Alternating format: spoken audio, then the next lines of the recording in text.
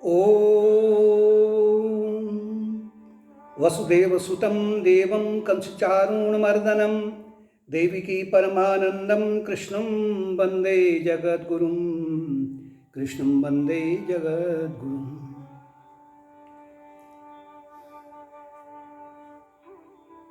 कुबलया पीड़ को मार दिया भगवान ने, उसके महावत समेत चारून को और मुस्टिक को भी मार दिया, दो बड़े जो पहलवान थे। कुबलया पीड़ है विकृत बुद्धि या विपरीत भावना का प्रतीक, और चारून है सूक्ष्म भावना, एक सूक्ष्म में भावना जो बैठी हुई है कि मैं शरीर हूं, आई एम द बॉडी। और मुष्टिका का तात्पर्य है कि आसक्ति, अटैचमेंट। अगर मैं शरीर हूं तो शरीर के जो संबंधी हैं, या शरीर से आसक्त होना, मन से आसक्त होना, अपनी बुद्धि से आसक्त होना, और शरीर के संबंधियों से आसक्त होना, और जो अपना घर है, बैंक बैलेंस है, इनसे आसक्त होना, ये मुष्टिका का तात्पर्य है। और इनको बड़े पहलवान के रूप में दिखाया गया है कि इनको दूर करना कितना कठिन है। कंस ने देखा कि अब तो कुछ भी नहीं रहा मेरे पास में, युद्ध करने के लिए क्या करूं मैं। वो ऊंचे सिंहासन में बैठा हुआ था ऊपर, उस बहुत बड़े स्टेडियम में। तभी उसने आज्ञा दी कि जितने ढोल नगाड़े बज रहे थे, तालियां बज रही थी, झांझ मजीरे बज रहे थे, सबसे कहा कि बंद करो उसको। भयभीत हो गया वो, और एक सन्नाटा छा गया पूरे अखाड़े में। उसने अपने सिपाहियों को आज्ञा दी और कहा, निसार्यत दुब्रितो वसुदेवात्मजो पुरात धनम हरत गोपालम नंदबधनी दुर्मतिम। जब सन्नाटा छाया तो उसने अपने सिपाहियों से कहा कि इन दोनों बालकों को, कृष्ण को और बलराम को, मथुरा नगरी से बाहर कर दो, भगाओ इन्हें यहां से पकड़ करके, और नंद की हत्या कर दो, इनके पास जो कुछ भी सामान है उसे छीन लो। इतना कहना था, कृष्ण भगवान तुरंत उछल करके उसके सिंहासन के आगे खड़े हो गए, एक सूरवीर के समान में। कंस को लगा जैसे कि मेरा काल सामने आ गया है। तो कंस ने अपने म्यान से जैसी तलवार निकाली तो भगवान ने उससे पहले बड़ी स्फूर्ति से उसके बालों को पकड़ा, और बाल को पकड़ करके उसको नीचे धरती पर पटक दिया। पटका ही नहीं, स्वयं वहां से कूद करके उसकी छाती पर सवार हो गए, बैठ गए, और अपनी मुट्ठी के प्रहार से उन्होंने कंस का, उसके प्राण हर लिए। आकाश से देवता आए, अपने अपने विमानों में पुष्प की वर्षा करने लगे। जो लोग कंस से भयभीत थे वो प्रसन्न हो पड़े, और कंस के शरीर से तेज पुंज निकला, प्रकाश पुंज निकला, जो कि सीधे भगवान कृष्ण में समा गया। कहने का तात्पर्य है कि अविद्या के हटते ही, अगर कहें अविद्या के हटते ही जीवात्मा परमात्मा का मिलन हो जाता है। और दूसरी ओर कथा ये समझा रही है कि ईश्वर से अगर हम भक्ति भाव से अगर उनकी पूजा करें या शत्रु भाव से करें, अगर एकाग्रत भक्ति है तो वो अंत में ईश्वर से मिला देती है। रावण है, कंस है, शिशुपाल है, दंतवक्र हैं, हिरण्यकशिपु हैं, ये उनके उदाहरण हैं। लेकिन ये नहीं कहा गया है, भक्त को ये नहीं कहा गया है कि आप शत्रु भगवान से शत्रुता रखें, ये नहीं कहा गया है। और तुरंत उसके बाद में कंस के जो 8 भाई थे वो आ गए भगते हुए भगवान को मारने के लिए, और उनको भी भगवान ने कुछ ही समय में, दाऊ भैया ने और महाराज कृष्ण ने उनको समाप्त कर दिया। अब ये जो 8 भाई हैं बहुत महत्वपूर्ण है, इसको भक्त को जानने का प्रयत्न करना चाहिए। ये जो प्रतीकात्मक रूप से है ना, इन्हें कहते हैं अष्टपाश, यानी कि व्यक्ति इन 8 पाशों से बंधा हुआ है। पाश का मतलब बेड़ियां, जकड़ा हुआ है, या वो 8 जगह से वो टेढ़ा है, जैसे अष्टावक्र मुनि थे।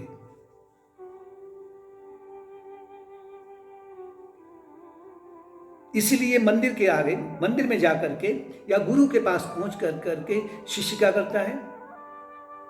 साष्टांग प्रणाम करता है। अपने 100 अष्ट अंग, अपने शरीर के 8 अंग, सिर से लेकर के पैर के अंगूठे तक जो 8 अंगों को वो जमीन पर छुआता है। वो ये कहता है कि मुझे इन अष्टपाशों से मुक्त कराएं। वो कौन है?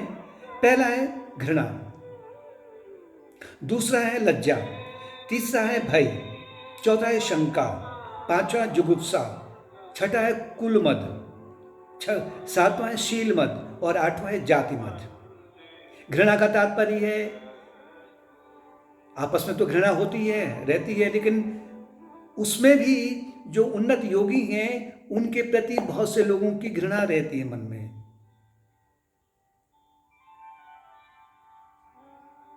अपने विकारों को उचित ठहराने के लिए उनका अपमान करते हैं,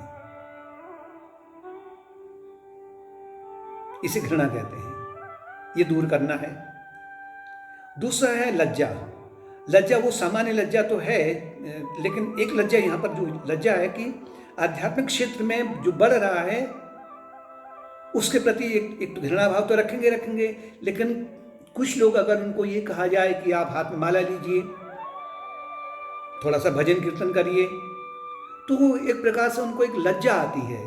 मंदिर में बैठना लज्जा, अपने घर में ध्यान में बैठना लज्जा, जप करना लज्जा, लोगों के आगे आध्यात्मिक क्षेत्र के बारे में बातें करना वो लज्जा।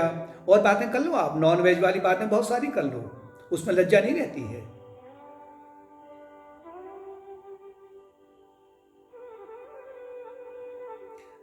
तीसरा है भय। मृत्यु का भय है, शरीर खोने का भय है, या देश में अराजकता फैल रही है, हमारा क्या होगा, अपना भय अधिक है ना। दरवाजे में किसी ने हल्की सी नॉकिंग की, भय उत्पन्न हो जाता है। ये भी अविद्या का भाई है, सब अविद्या रूपी कंस के भाई हैं। शंका का तात्पर्य है, डाउटिंग नेचर का तात्पर्य है कि क्या ये आध्यात्मिक क्षेत्र में जो ये बताया जा रहा है इसका पालन करने पर क्या मुझे मेरी उन्नति होगी, इसमें शंका हो जाना। या जो और मार्ग बता रहे हैं, वो मार्ग जो अच्छा है, ये मार्ग जो अच्छा है,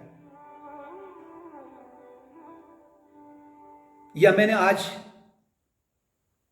ध्यान भी किया, जब भी किया, मुझे रात को सपना गलत आ गया, शंका हो जाना कि मैंने ये किया तो तब जाके मुझे गलत सपना आया।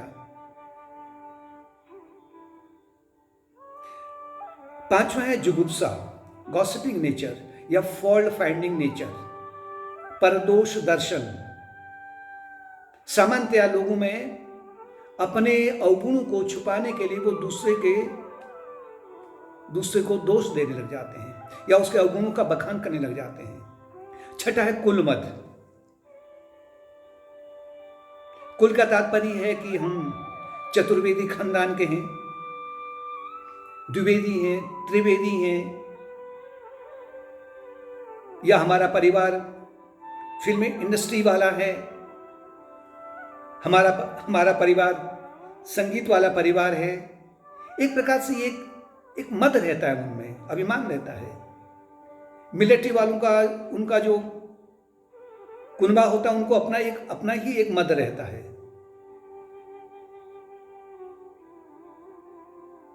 ये भी विकृति है। सातवां है शीलमद। शीलमद का तात्पर्य है कि एक प्रकार के लोग अपने आप में एक आडंबर युक्त जीवन जीना, वस्त्र ऐसे पहनने चाहिए, नहीं तो लोग कहेंगे ये, नहीं तो लोगों में हमारे प्रति इन्फीरियरिटी कॉम्प्लेक्स आ जाएगा। बैठना ऐसा चाहिए। होटलों में बहुत आप देखते हैं तो होटलों में जो बड़े बड़े होटल होते हैं उनमें इस शीलमद बहुत ज़्यादा दिखाई पड़ता है। बोलने का ढंग बड़ा अजीब रहता है, भले उसमें उनकी जो भाषा हो, भाषा में बहुत ज़्यादा अपशब्द प्रयोग हों, चलने का मत अलग होता है। 8वां है जाति मत। जाति मत का तात्पर्य है कि जैसे हिंदू धर्म में ऊंची जाति का है या नीची जाति का है, या वो अफ्रीका वाला है, वो इंग्लैंड वाला है। ये जो है, ये जो विकृतियां हैं, जब तक ये विकृतियां हैं तब तक व्यक्ति आत्मज्ञान के मार्ग में आगे नहीं बढ़ पाता है। इनको उसे धीरे धीरे दूर करने का प्रयत्न करना चाहिए, क्योंकि ये जो 8 विकृतियां हैं ये केवल आपके मन तक पहुंचती हैं। आत्मन जो है, जो आत्मन है, उस आत्मा में कोई विकृति नहीं है।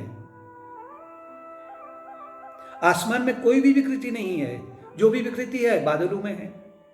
जाति मद है, कुल मद है, शील मद है, घृणा है, लज्जा है, शंका है, ये सब बादलों में विद्यमान है। ये लहर में विद्यमान है, सागर में नहीं है। तो ये जो 8 भाई हैं, ये भी अविद्या के साथ में समाप्त हो जाते हैं। और फिर उसके बाद में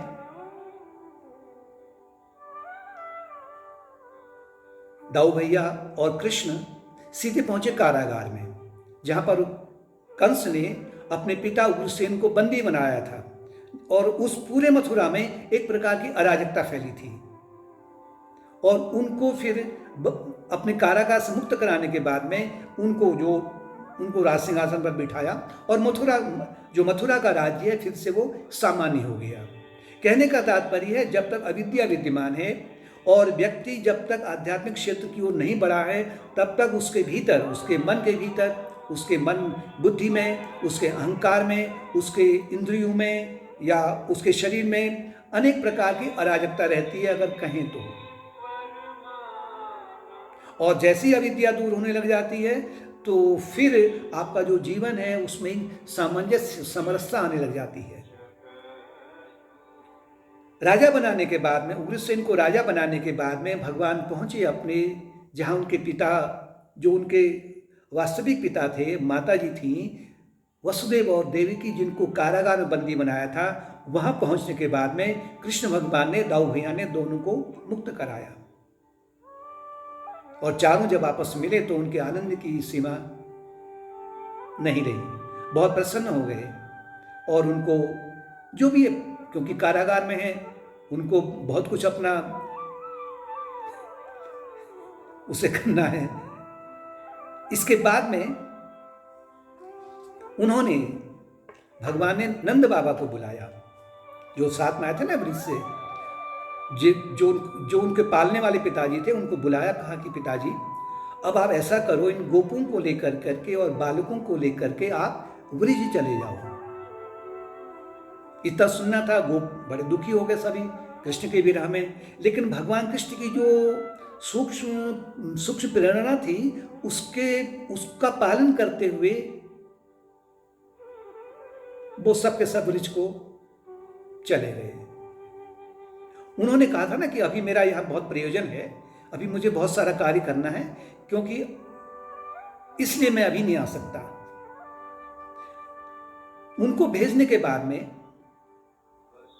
वसुदेव ने और देवकी ने विचार किया, मेरे बालक बड़े हो गए हैं, हमारे दोनों भाई बड़े हो गए हैं, तो इनका हमें यज्ञोपवीत संस्कार कर देना चाहिए। और उन्होंने बड़े धूमधाम से वैदिक मंत्रों के बीच में उन्होंने दोनों का यज्ञोपवीत संस्कार आरंभ किया। यज्ञोपवीत संस्कार में क्या होता है, जब आप देखते हैं ना कि ब्रह्मचारी बना करके उन्हें काशी भेजते हैं, हाथ में दंड है, झोली है कंधे में, इसी प्रकार से उस समय के नियम के अनुसार में दोनों को गुरुकुल भेज दिया गया। मुनि सांदीपनि के उनके कुल गुरु थे और आत्मज्ञानी संत थे। वहाँ जाकर के उनको वेदों की विभिन्न शाखाओं का अध्ययन करने का उनको समय मिला। और उन्होंने, और जो वहाँ छात्र आए थे, ब्रह्मचारी आए थे, उन सब के साथ में कृष्ण भगवान ने, दाऊ भैया ने मुनि सांदीपनि